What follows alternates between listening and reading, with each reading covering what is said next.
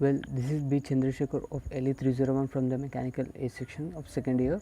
Today I am going to explain the topic about simulation in the optimization techniques subject. So, simulation optimization is the area that attracts the attention of many researchers. The simulation optimization techniques methods, there are many types of methods, and the basic method is the gradient based search method. The method is in this category estimate the response function gradient to access the shape of the object function and employ deterministic mathematical programming techniques. Frequently used gradient estimation methods are described below. Finite differences. So here we can see the simulation optimization methods. They are certainly classified into the gradient based search methods, the stochastic optimization, and the response surface methodology, and heuristic methods, and the A teams. And then this gradient based search method is again classified into the finite difference estimation, likelihood ratio estimators, the perturbation analysis, the frequency domain experiments, and that's it. And then this heuristic methods are again classified into genetic algorithms and evolutionary strategies, stimulated emailing, and taboo search, and simplex search, and the statistical methods. And the importance sampling is again classified into the importance sampling, the ranking, and selection, multiple comparisons. And then you can see on this figure 3, the conducting multiple simulation runs. The method is suitable for transient and regenerative simulation. And then this comes, and the partial derivation of the output variable is f of x are estimated by the following. And you can see the equation, and it is f of x by xi is equals to f of x1 and xi plus delta I into x of n minus f into x1 to xi and xn and delta I.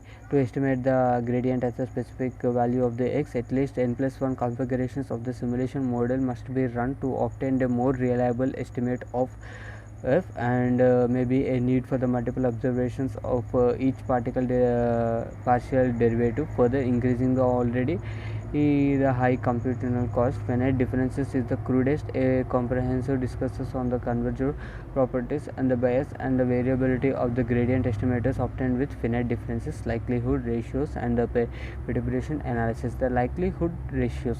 In this likelihood ratio method, also called the score function, the gradient of the expected value of an output variable with respect to an input variable is expressed as the expected value of the function of an input parameters and simulation parameters. Example, well, simulation run length, output variable value, etc. For instance, for a Poisson's process with a rate gamma in n, r is the number of the events in time interval 0, t, and y is the output variable. And then you can see the equation. The right hand side of the equation above can be computed by keeping track of the static during a simulation run. Better estimates can be obtained by optimization problems for the regressive process. And as a ratio of the two expected values, the likelihood ratio, the construction of a likelihood ratio and the desirable computational and the variability characteristics is an important issue in the development of the LR gradient estimators, and the LR methods are discussed in the Glynn 1989 and the Riemann West and the particle. And you can the next topic is perturbation analysis in infinitesimal perturbation analysis. God, this sucks. All partial gradients of an objective function are estimated from a single simulation run. The idea is that the system, if an input variable is perturbed by an infinite amount, then the sensitivity of the sensitivity of the output variable to the parameters can be estimated by tracing its pattern of propagation. This will be the function of the fraction of propagations that die. Before having a significant effect on the response of interest, the IPA assumes that infinitesimal perturbation in an output variable does not affect the sequence of the events, but only makes their occurrences time slide smoothly.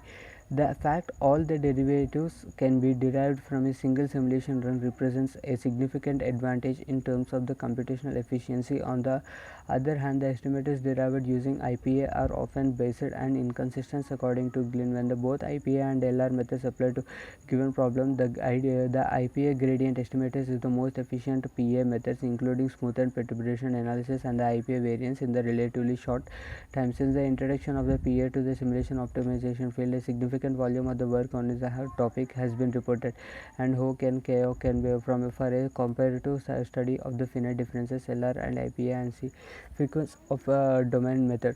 A frequency domain experiment is one with selected input parameters or oscillators synchronously at different frequencies during one long simulation run. The output variables are subjected to spectral analysis, that is regressed against synchronized at the output deriving frequencies. If the output variable is sensitive to the input parameter, the synchronous oscillation of all the parameters should induce corresponding oscillations in the response. The frequency domain experiments involve addressing these questions. And how does one determine the unit of the experimental or oscillation index? How does one select the driving frequencies, and how does one set the oscillation amplitudes? The questions have been addressed in Jacobson et al., and the Jacobson frequency domain methodology was first introduced as a screening tool or the continuous input factors in discrete event simulation in Scrumback and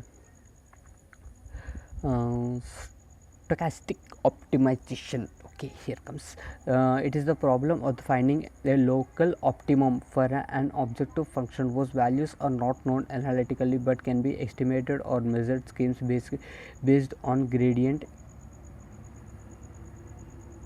estimation. Purposed in the early 1950s, the Robbins, Monroe, and the Corvette are those most two commonly used algorithms for converge extremely slowly when the objective function steps. Additional difficulties include the absence of the good shopping rule and God, this sucks.